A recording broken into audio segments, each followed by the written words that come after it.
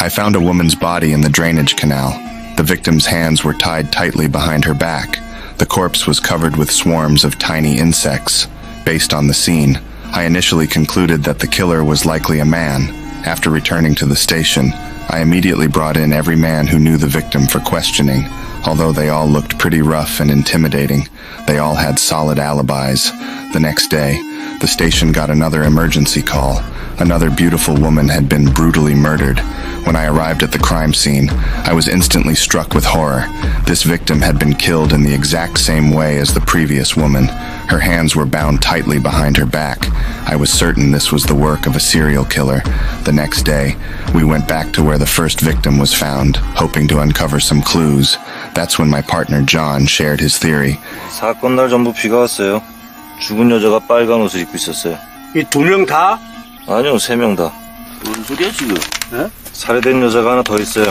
아직 시체가 안 나와서 그렇지. He quickly showed the chief a list of recent missing persons in town. A beautiful woman named Jessie had vanished 2 months ago. She was wearing a red shirt the day she disappeared, and there had been a heavy rainstorm that day. These two details matched the killer's pattern perfectly. He then used a map to show the chief where the body might be, and he promised the chief he'd find Jessie's body within 2 days. 2 days later, John did find Jessie's body in a grassy field. The medical examiner quickly conducted an autopsy. He believed this was definitely the work of that twisted serial killer.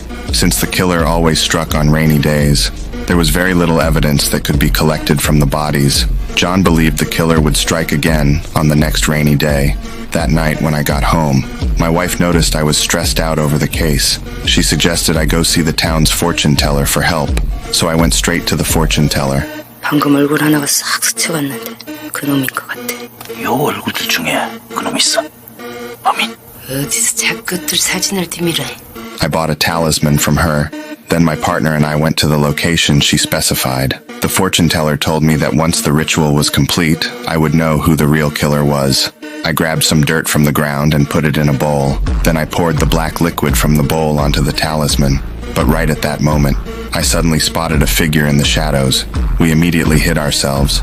This fortune teller was truly incredible, but then I realized that figure was my partner John.